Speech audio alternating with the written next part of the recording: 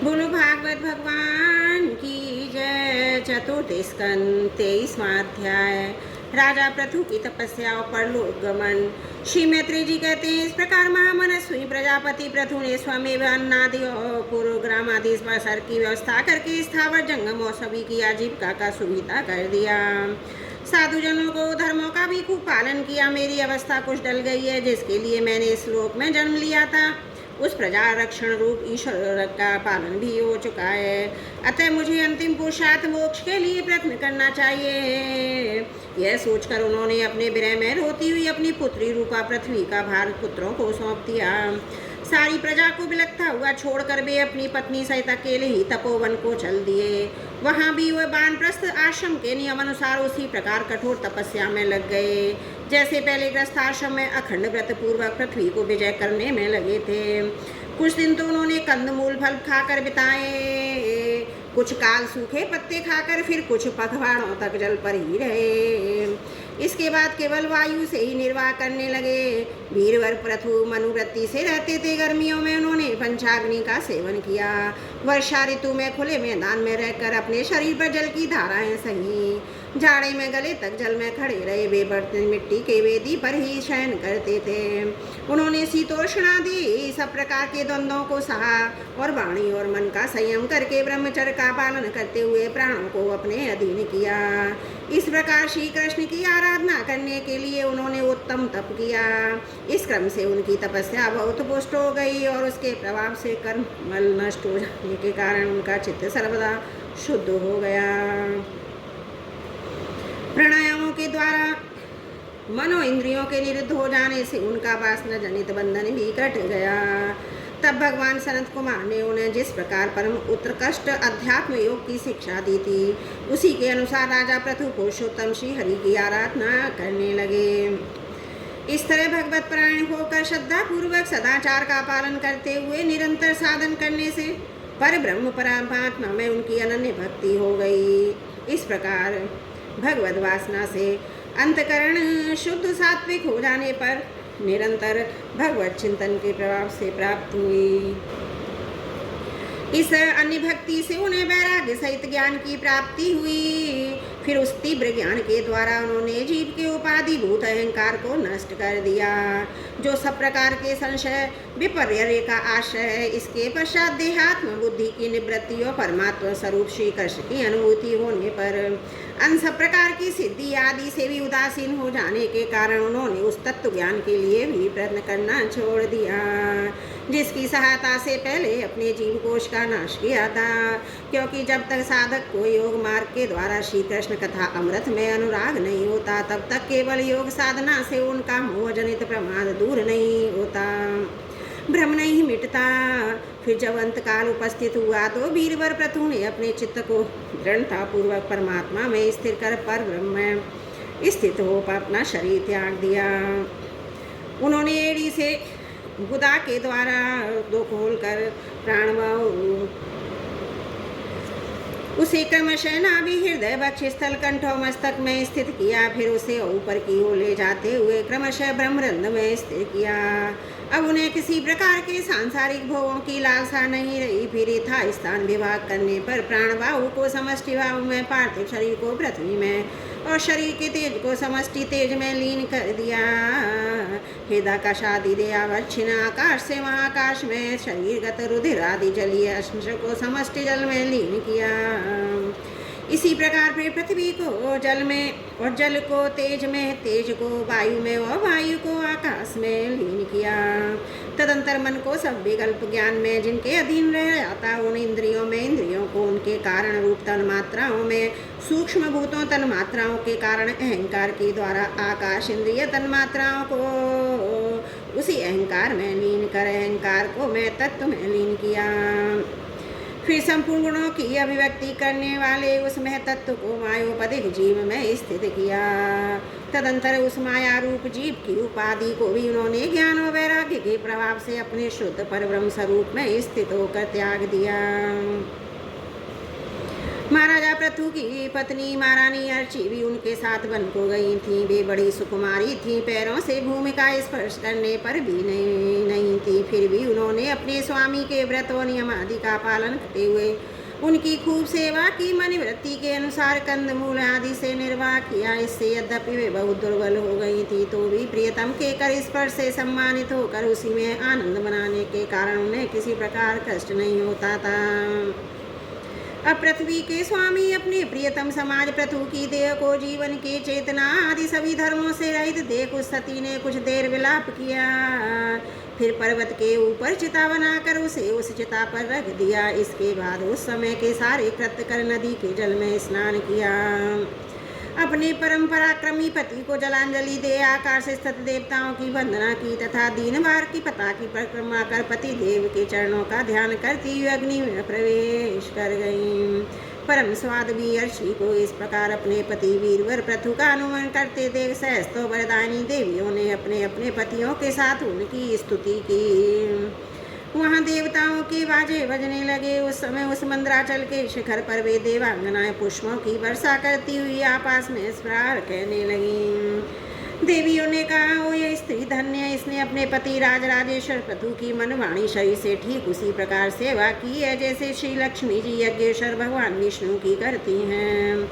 अवश्य अपने अचिंत कर्म के प्रभाव से वह सती हमें भी लांग कर अपने पति के साथ उच्चतर लोकों के जा रही हैं। इस लोक में कुछ ही दिनों का जीवन होने पर भी जो लोग भगवान के परम पद की प्राप्ति करने वाला आत्मज्ञान प्राप्त कर ले उसके लिए संसार में कौन पदार्थ दुर्लभ है। अतः जो पुरुष बड़ी कठिनाई से भूलोक में मोक्ष का साधन स्वरूप मनुष्य शरीर पाकर भी विषयों में आसक्त रहता है वह निश्चय ही आत्मघाती हाय हाय और ठगा गया है। श्री मैत्री जी कहते हैं, विदुर जी जिस समय देवांगनाएं इस प्रकार स्तुति कर रही थी भगवान के जिस परम धाम को आत्मज्ञानियों में श्रेष्ठ भगवत प्राण महाराजा पृथु गए, महारानी अर्ची भी उसी पति लोक को गई। परम भागवत पृथु जी ऐसे ही प्रभावशाली थे, उनके चरित्र बड़े उदार हैं। मैंने तुम्हारे सामने उनका वर्णन किया। जो पुरुष इस परम पवित्र चरित्र को श्रद्धा पूर्वक निष्काम भाव से एकाग्रचित से पढ़ता सुनता और सुनाता है वह भी भगवान पृथु के पद भगवान के परम धाम को प्राप्त होता है। इसका सकाम भाव से पाठ करने से ब्राह्मण ब्रह्म तेज प्राप्त करता है, क्षत्रिय पृथ्वीपति हो जाता है, वैश्य व्यापारियों में प्रधान हो जाता है, शूद्र भी साधुता आ जाती है। स्त्री अथवा पुरुष जो कोई इसे आदरपूर्वक 3 बार सुनता है वह संतानहीन हो तो पुत्रवान और धनहीन तो मादनी, कीर्तिहीन तो यशस्वी और मूर्ख हो तो पंडित हो जाता है। यह चरित्र मनुष्य मात्र का कल्याण करने वाला और अमंगल को दूर करने वाला है।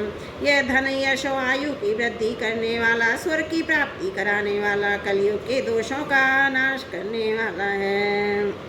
यह धर्मादि चतुर्भुज की प्राप्ति में भी बड़ा सहायक है। इसलिए जो लोग धर्म अर्थ काम और मोक्ष को भली भांति सिद्ध करना चाहते हैं उन्हें इसका श्रद्धापूर्वक श्रवण करना चाहिए। जो राजा विजय के लिए प्रस्थान करते समय उसे सुनकर जाता है उसके आगे आकर राजा लोग उसी प्रकार भेंट रखते हैं जैसे पृथु के सामने रखते हैं। मनुष्य को चाहिए कि इन सब प्रकार की आसक्ति छोड़कर भगवान में विशुद्ध निष्काम भक्ति भाव रखते हुए भगवान पृथु के इस निर्मल चरित्र को सुने सुनावें और पढ़ें। विदुर जी, मैंने भगवान के महात्म को प्रकट करने वाला यह पवित्र चरित्र तुम्हें सुना दिया। इससे प्रेम करने वाला पुरुष महाराजा पृथु की सी गति पाता है। जो पुरुष इस पृथु चरित्र का प्रतिदिन आदर पूर्वक निष्काम भाव से श्रवण और कीर्तन करता है उसका जिनके चरण संसार सागर को पार करने के लिए नौका के समान है उन श्री हरि में सुदृढ़ अनुराग हो जाता है। बोलो भागवत भगवान की जय। श्रीमद् भागवत महापुराण चतुर्थ स्कंद 23वां अध्याय समाप्त। त्रुटियों के लिए क्षमा चाहती हूँ। बोलो भागवत भगवान की जय। चतुर्थ स्कंद 24वां अध्याय। पृथु की वंश परंपरा और प्रेषिताओं को भगवान रुद्र का उपदेश। श्री मैत्री जी कहते हैं, विदुर जी, महाराजा पृथु के बाद उनके पुत्र परमेश्वर विजातश्व राजा हुए। उनका अपने छोटे भाइयों पर बड़ा स्नेह था। और वे चारों को एक एक दिशा का अधिकार सौंप दिया। राजा भी जातशु ने हर्ष को पूर्व, धूम्रकेशु को दक्षिण, भरत को पश्चिम और द्रविड़ को उत्तर दिशा का राज दिया। उन्होंने इंद्र से अंतर्ध्यान होने की शक्ति प्राप्त की थी, इसलिए उन्हें अंतर्ध्यान भी कहते थे। उनकी पत्नी का नाम शिखंडी था, उससे उनके 3 सुपुत्र हुए। उनके नाम पावक, पवमान और शुचि थे। पूर्व काल में वशिष्ठ जी का शाप होने से उपयुक्त नाम के अग्नियों ने उनके रूप में जन्म लिया था। आगे चलकर योग मार्ग से ये फिर रूप हो गए। अंतर्ध्यान के नवस्वती नाम की पत्नी से एक और पुत्र रत्न हविर्धान प्राप्त हुआ। महाराजा अंतर्ध्यान बड़े उदार पुरुष थे। जिस समय इंद्र उनके पिता के अश्वमेघ यज्ञ का घोड़ा कर ले गए थे, उन्होंने पता लग जाने पर भी उसका वध नहीं किया।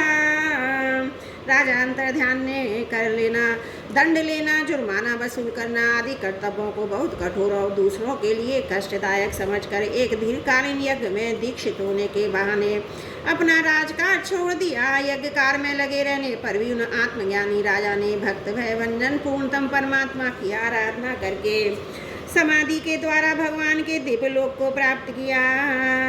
विदुर जी हविर्धान की पत्नी हविर्धानी ने वहिष्ठ गए शुक्ल, कृष्ण, तस्य, जितव्रत नाम के 6 पुत्र पैदा किए। कुरुश्रेष्ठ विदुर जी इनमें हविर्धान के पुत्र महाभाग भरिषद यज्ञादि कर्मकांड और योग अभ्यास में कुशल थे। उन्होंने प्रजापति का पद प्राप्त किया। उन्होंने एक स्थान के साथ दूसरे स्थान में लगातार इतने यज्ञ किए कि है सारी भूमि पूर्व की ओर अग्रभाव करके फैलाए हुए कुशों से पट गई थी। इसी से आगे चलकर वे प्राचीन बरही नाम से विख्यात हुए। राजा प्राचीन बरही ने ब्रह्मा जी के कहने से समुद्र की कन्या शतद्रुति से विवाह किया था। सर्वांग सुंदरी किशोरी शतद्रुति सुंदर वस्त्राभूषणों से सज कर विवाह मंडप में जब भामर के लिए घूमने लगी, तब स्वयं अग्निदेव भी मोहित होकर उसे वैसे ही चाहने लगे जैसे शुकी को चाहा था। नवविवाहिता शतद्रुति ने अपने नुपुरों की झनकार से ही दिशा विदिशा के देवता, असुर, गंधर्व, मुनि, सिद्ध, मनुष्य और नाग सभी को वश में कर लिया था। शतद्रुति के गर्भ से प्राचीन वरही के प्रचेता नाम के 10 पुत्र हुए। वे सब बड़े धर्मज्ञ और एक से नाम और आचरण वाले थे। जब पिता ने उन्हें संतान उत्पन्न करने का आदेश दिया तब उन सब ने तपस्या करने के लिए समुद्र में प्रवेश किया। वहाँ 10,000 वर्ष तक तपस्या करते हुए उन्होंने तप का फल देने वाले श्रीहरि की आराधना की। घर से तपस्या करने के लिए जाते समय मार्ग में श्री महादेव जी ने उन्हें दर्शन देकर कृपा पूर्वक जिस तत्व का उपदेश दिया था उसी का वे एकाग्रता पूर्वक ध्यान, जप और पूजन करते रहे। विदुर जी ने पूछा, ब्राह्मण, मार्ग में प्रचेताओं का श्री महादेव जी के साथ किस प्रकार संगम हुआ? उन पर प्रसन्न होकर भगवान शंकर ने उन्हें क्या उपदेश दिया? वह सारी युक्त बात आप कृपा करके मुझसे कहिए। ब्रह्म ऋषि शिव जी के साथ समागम होना न देहधारियों के लिए बहुत कठिन है। औरों की तो बात ही क्या है। मुनिजन भी सब प्रकार की आसक्ति छोड़कर उन्हें पाने के लिए उनका निरंतर ध्यान ही करते हैं, किंतु सहज में पाते नहीं है। यद्यपि भगवान शंकर आत्मा राम है, उन्हें अपने लिए ना कुछ करना है ना पाना है, तो भी इस लोक सृष्टि की रक्षा के लिए वे अपने घोर रूप शक्ति शिवा के साथ सर्वत्र विचरते रहते हैं। श्री मैत्रेय जी ने कहा, विदुर जी, साधु स्वभाव प्रचेता गण पिता की आज्ञा शिरोधार्य कर तपस्या में चित्त लगा पश्चिम की ओर चल दिए। चलते चलते उन्होंने समुद्र के समान विशाल एक सरोवर देखा। वह महापुरुषों के चित्त के समान बड़ा ही स्वच्छ था तथा उसमें रहने वाले मत्स्यादि जल जीव भी प्रसन्न जान पड़ते थे। उसमें नील कमल, लाल कमल, रात में, दिन में और सायकाल में खिलने वाले कमल और इंदिवर आदि अन्य कई प्रकार के कमल सुशोभित थे। उसके तटों पर हंस, सारस, चकवा और कारंडम आदि जल पक्षी चहक रहे थे। उसके चारों ओर तरह तरह के वृक्ष और लताएं थीं। उन पर मतवाले भौरे गूंज रहे थे। उनकी मधुर ध्वनि से हर्षित होकर मानो उन्हें रोमांच हो रहा था। कमल कोश के परांकुंज बाहु के झकोरों से चारों ओर उड़ रहे थे, मानो वहाँ कोई उत्सव हो रहा है। वहाँ मृदंग, बड़म और बाजे के साथ अनेकों दिव्य राग रागनियों के क्रम से उनकी गायन की मधुर ध्वनि सुनकर उन राजकुमारों को बड़ा आश्चर्य हुआ। इतने में ही उन्होंने देखा देवादिदेव भगवान शंकर अपने अनुचरों के सहित उस सरोवर से बाहर आ रहे हैं। उनका शरीर तपी हुई सुवर्ण राशि के समान कांतिमान है, कंठ नीलवर्ण है तथा 3 विशाल नेत्र हैं। वे अपने भक्तों पर अनुग्रह करने के लिए उद्यत हैं। अनेकों गंधर्व उनका स्पर्श गा रहे हैं। उनका सहसा दर्शन पाकर प्रचेताओं को बड़ा कौतूहल हुआ। उन्होंने शंकर जी के चरणों में प्रणाम किया। तब शरणागत वैहारी धर्म वत्सल भगवान शंकर ने अपने दर्शन से प्रसन्न हुए उन धर्मज्ञ और शील संपन्न राजकुमारों से प्रसन्न होकर कहा। श्री महादेव जी बोले, तुम लोग राजा प्राचीन बरही के पुत्र हो, तुम्हारा कल्याण हो, तुम जो कुछ करना चाहते हो वह भी मुझे मालूम है। इस समय तुम लोगों पर कृपा करने के लिए ही मैंने तुम्हें इस प्रकार दर्शन दिया है। जो व्यक्ति अव्यक्त प्रकृति जीव संग का पुरुष इन दोनों के नियामक भगवान वासुदेव की साक्षात शरण लेता है वह मुझे परम प्रिय है। अपने वर्णाश्रम धर्म का भली भांति पालन करने वाला पुरुष 100 जन्म के बाद ब्रह्मा के पद को प्राप्त होता है और इससे भी अधिक पुण्य होने पर वह मुझे प्राप्त होता है। परंतु जो भगवान का अनन्य भक्त है वह तो मृत्यु के बाद ही सीधे भगवान के विष्णु लोक के सर्वप्रपंचातीत ब्रह्म पद को प्राप्त होता है, जिसे रुद्र रूप में स्थित में तथा अन्य आधिकारिक देवता अपने अपने अधिकार की समाप्ति के बाद प्राप्त करेंगे। तुम लोग भगवत भक्त होने के नाते मुझे भगवान के समान ही प्यारे हो। इसी प्रकार भगवान के भक्तों को भी मुझसे बढ़कर और कोई कभी प्रिय नहीं होता। अब मैं तुम्हें एक बड़ा ही पवित्र मंगलमय कल्याणकारी स्रोत सुनाता हूँ, इसका तुम लोग शुद्ध भाव से जप करना। श्री मैत्रेय जी कहते हैं, तब नारायण परायण करुणा हृदय भगवान शिव ने अपने सामने हाथ जोड़े खड़े हुए उन राजपुत्रों को यह स्रोत सुनाया। भगवान रुद्र स्तुति करने लगे, भगवान आपका उत्कर्ष उच्च कोटि के आत्मज्ञानियों के कल्याण के लिए निजानंद लाभ के लिए है, उससे मेरा भी कल्याण हो। आप सर्वदा अपने निरतिशय परमानंद स्वरूप में स्थित रहते हैं। ऐसे सर्वात्मक आत्म स्वरूप आपको नमस्कार है। आप पद नाम समस्त लोगों के आदि कारण हैं। भूत सूक्ष्म तन्मात्र इंद्रियों के नियंता शांत एक रस और स्वयं प्रकाश वासुदेव चित्त के अधिष्ठाता भी आप ही हैं। आपको नमस्कार है। आप ही सूक्ष्म अव्यक्त अनंत मुखाग्नि के द्वारा संपूर्ण लोकों का संहार करने वाले, अहंकार के अधिष्ठाता, संकर्षणता, जगत के प्रकृष्ट ज्ञान के उद्गम स्थान, बुद्धि के अधिष्ठाता प्रदुमन है। आपको नमस्कार है। आप ही इंद्रियों के स्वामी, मनस तत्व के अधिष्ठाता भगवान अनिरुद्ध हैं। आपको बार बार नमस्कार है। आप अपने तेज से जगत को व्याप्त करने वाले सूर्य देव हैं। पूर्ण होने के कारण आप में वृद्धि और क्षय नहीं होता। आपको नमस्कार है। आप स्वर्ग और मोक्ष के द्वार तथा निरंतर पवित्र हृदय में रहने वाले हैं। आपको नमस्कार है। आप ही सुवर्ण रूप वीर से युक्त चातुर होत्र कर्म के साधन तथा विस्तार करने वाले अग्निदेव हैं। आपको नमस्कार है।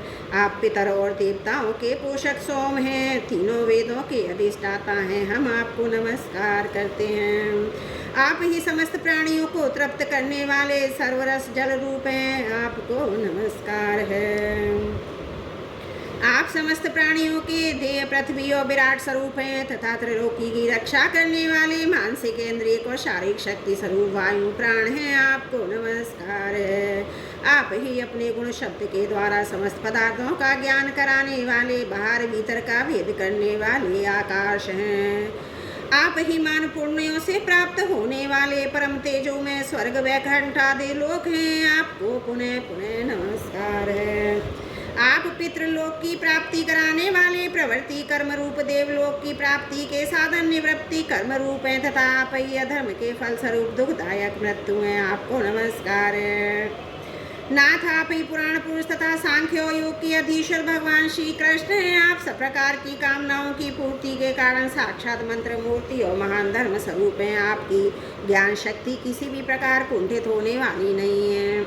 आपको नमस्कार है। नमस्कार है। आप ही कर्ता करण और कर्म तीनों शक्तियों के एकमात्र आश्रय, आप ही अहंकार के अधिष्ठाता रुद्र हैं। आप ही ज्ञान क्रिया स्वरूप हैं तथा आपसे ही परा पश्यंती मध्यमा विकृन 4 प्रकार की वाणी की अभिव्यक्ति होती है। आपको नमस्कार है प्रभु। हमें आपके दर्शनों की अभिलाषा है। आपके भक्तजन जिसका पूजन करते हैं और जो आपके निज जनों को अत्यंत प्रिय हैं, अपने उस अनूप रूप की आप हमें झांकी कराए। आपका यह रूप अपने गुणों से समस्त इंद्रियों को तप्त करने वाला है। वह वर्षाकालीन मेघ के समान स्निग्ध श्याम और संपूर्ण सौंदर्यों का सार सर्वस्व है। सुंदर 4 विशाल भुजाएं, महामनोहर मुखार बिंदु, कमल दल के समान नेत्र, सुंदर भुएं, सुगण नासिका, मनमोहनी दंत पंक्ति, अमूल कपोल युक्त मनोहर मुखमंडल और शोभाशाली समान कर्ण युगल हैं। प्रीतिपूर्ण उन्मुक्त हास्य, तिरछी चितवन, काली काली घुंघराली अलकें, कमल कुसुम की केसर के समान फहराता हुआ पीताम्बर, झिलमिलाते हुए कुंडल, चमचमाते हुए मुकुट, कंकड़, हार, नुपुर और मेघला आदि विचित्र आभूषण तथा शंख चक्र, उसकी गदा पद वनमाला कौस्तुभमणि के कारण उसकी अपूर्व शोभा है। उसके सिंह के समान स्थूल कंधे हैं जिन पर हार, केयूर और कुंडल आदि की कांति झिलमिलाती रहती है तथा कौस्तुभमणि की कांति से सुशोभित मनोहर ग्रीवाएं। उसका श्यामल वक्ष स्थल श्रीवत्स चिन्ह के रूप में लक्ष्मी जी का नित्य निवास होने के कारण कसौटी की शोभा को भी मात करता है। उसका त्रिवली से सुशोभित पीपल के पत्ते के समान सुडोल उदर श्वास के आने जाने से हिलता हुआ बड़ा ही मनोहर जान पड़ता है। उसमें जो भंवर के समान चक्करदार नाभि है वह इतनी गहरी है, उससे उत्पन्न हुआ यह विश्व मानो उसी में लीन होना चाहता है। श्याम वर्ण कटिभाग में पीताम्बर, सुवर्ण की मेखला शोभामान है। समान और सुंदर चरण पिंडली जांग घुटनों के कारण आपका दिव्य विग्रह बड़ा ही सुगढ़ जान पड़ता है। आपके चरण कमलों की शोभा शरद ऋतु के कमल दल की कांति का भी तिरस्कार करती है। उनके नखों से जो प्रकाश निकलता है वह जीवों के हृदय अंधकार को तत्काल नष्ट कर देता है। हमें आप कृपा करके भक्तों के भयकारी और आश्रय स्वरूप उसी रूप का दर्शन कराइए। जगत गुरु, हम अज्ञान अमृत प्राणियों को अपनी प्राप्ति का मार्ग बतलाने वाले आप ही हमारे गुरु हैं। प्रभु, चित्त शुद्धि की अभिलाषा रखने वाले पुरुष को आपके स्वरूप का निरंतर ध्यान करना चाहिए। इसकी भक्ति स्वधर्म का पालन करने वाले पुरुष को अभय करने वाली है। स्वर्ग का शासन करने वाला इंद्र भी आपको ही पाना चाहता है तथा विश्व आत्मज्ञानियों की गति भी आप ही हैं। इस प्रकार आप सभी देहधारियों के लिए अत्यंत दुर्लभ हैं। केवल भक्तिमान पुरुष ही आपको पा सकते हैं। सत्पुरुषों के लिए भी दुर्लभ अनन्य भक्ति से भगवान को प्रसन्न करने, जिनकी प्रसन्नता किसी समय अन्य साधना से दुसाए, ऐसा कौन होगा जो आपके चरण तल के अतिरिक्त और कुछ चाहेगा। जो काल अपने अदम्य उत्साह और पराक्रम से फड़कती हुई भौं के इशारे से सारे संसार का संहार कर डालता है, वह भी आपके चरणों की शरण में गए हुए प्राणी पर अपना अधिकार नहीं मानता। ऐसे भगवान के प्रेमी भक्तों का यदि आधे क्षण के लिए भी सगाम हो जाए तो उसके सामने स्वर्ग और मोक्ष को कुछ नहीं समझता। फिर मृत्यु लोक के तुक्ष भोगों की भी बात ही क्या है। प्रभु, आपके चरण संपूर्ण पाप राशि को हर लेने वाले हैं। हम तो केवल यही चाहते हैं कि जिन लोगों ने आपकी कीर्ति और तीर्थ गंगा जी में आंतरिक और बाह्य स्नान करके मानसिक और शारीरिक दोनों प्रकार के पापों को धो डाला है, जो जीवों के प्रति दया, राग, देश, चित्त और सरलता आदि गुणों से युक्त हैं, उन आपके भक्तजनों का संग में सदा प्राप्त होता रहे। यही हम पर आपकी बड़ी कृपा होगी। जिस साधक का चित्त भक्ति योग से अनुग्रहित एवं विशुद्ध होकर ना तो भाव विषयों में भटकता है और ना ज्ञान गुरु प्रकृति में ही लीन होता है, वह अनायास ही आपके फलस्वरूप का दर्शन पा जाता है। जिसमें ये सारा जगत दिखाई देता है, जो संपूर्ण जगत में भास रहा है, वह आकाश के समान विस्तृत और परम प्रकाश में ब्रह्म तत्व आप ही हैं। भगवान, आपकी माया अनेक प्रकार के रूप धारण करती है। इसी के द्वारा आप इस प्रकार जगत की रचना पालन संहार करते हैं जैसे यह कोई सदस्य हो, किंतु इससे आप में किसी प्रकार का विकार नहीं आता। माया के कारण दूसरे लोगों में ही भेद बुद्धि उत्पन्न होती है। आप परमात्मा पर ही अपना प्रभाव डालने में असमर्थ होती हैं। आपको तो हम परम स्वतंत्र ही समझते हैं। आपका स्वरूप पंचभूत इंद्रिय अंतकरण के प्रेरक रूप से उपलक्षित होता है, जो कर्मयोगी पुरुष सिद्धि प्राप्त करने के लिए तरह तरह के कर्मों द्वारा आपके इस सगुण साकार स्वरूप का श्रद्धापूर्वक भलीभांति पूजन करते हैं। वे ही वेद और शास्त्रों के सच्चे मर्मज्ञ हैं प्रभु। आप ही अद्वितीय आदि पुरुष हैं। सृष्टि के पूर्व आपकी माया शक्ति सोई रहती है, फिर उसी के द्वारा सतरज और तम रूप गुणों का भेद होता है, और इसके बाद उन्हीं गुणों से महतत्व, अहंकार, आकाश, वायु, अग्नि, जल, पृथ्वी, देवता, ऋषि और समस्त प्राणियों से युक्त इस जगत की उत्पत्ति होती है। फिर आप अपनी ही माया शक्ति से रचे हुए इन जरायु, जंडर, स्वदेश और उद्विज वेद से 4 प्रकार के शरीरों में अंश रूप में प्रवेश कर जाते हैं। जिस प्रकार मधुमक्खियाँ अपने ही उत्पन्न किए हुए मधु का आस्वादन करती हैं, उसी प्रकार वह आपका अंश उन शरीरों में रहकर इंद्रियों के द्वारा इन तुक्ष विषयों को भोगता है। आपके उस अंश को ही पुरुष या जीव कहते हैं प्रभु। आपका तत्वज्ञान प्रत्यक्ष से ही अनुमान होता है। प्रलय काल उपस्थित होने पर काल स्वरूप आप ही अपने प्रचंड असहवेल पृथ्वी आदि भूतों को अन्य भूतों से विचलित कराकर समस्त लोगों का संहार कर देते हैं। वैसे वायु अपने असहनीय प्रचंड झोंकों से मेघों के द्वारा ही मेघों को तितर बितर करके नष्ट कर डालती है। भगवान ये मोहग्रस्त जीव प्रमादवश हर समय इसी में चिंता रहता है। अमुक कार्य करना है, इसका लोभ बढ़ गया है और इसे विषयों की लालसा बनी रहती है, किंतु आप सदा ही सजग रहते हैं। भूख से जीव लपलपाता हुआ सर्प जैसे चूहे को चाट कर कहते हैं, उसी प्रकार आप अपने काल स्वरूप से उसे सहसा लीला जाते हैं। आपकी अवहेलना करने के कारण अपनी आयु को व्यर्थ मानने वाला ऐसा कौन विद्वान होगा जो आपके चरण कमलों को विसारेगा। इनकी पूजा तो काल की आशंका से ही हमारे पिता ब्रह्मा जी और स्वाभमो आदि 14 बोर्बों ने भी बिना कोई विचार किए केवल श्रद्धा से की थी। ब्रह्मन इस प्रकार सारा जगत रुद्र रूप काल के भय से व्याकुल है। अतः परमात्मा ने इस तत्व को जानने वाले हम लोगों के तो इस समय आप ही सर्वदा भय शून्य आश्रय हैं। राजकुमारों, तुम लोग भी शुद्ध भाव से स्वधर्म का आचरण करते हुए भगवान में चित्त लगाकर मेरे कहे हुए स्रोत का जप करते हुए भगवान तुम्हारा मंगल करेंगे। तुम लोग अपने अंतकरण में स्थित इन सर्वभूतांतर्यामी परमात्मा श्री हरि का ही बार बार स्तवन चिंतन करते हुए पूजन करो।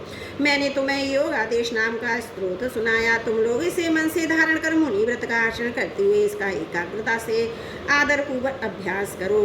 यह स्त्रोत पूर्व काल में जगत विस्तार के इच्छुक प्रजापतियों के पति भगवान ब्रह्मा जी ने प्रजा उत्पन्न करने की इच्छा वाले हम भृगु आदि पुत्रों को सुनाया था।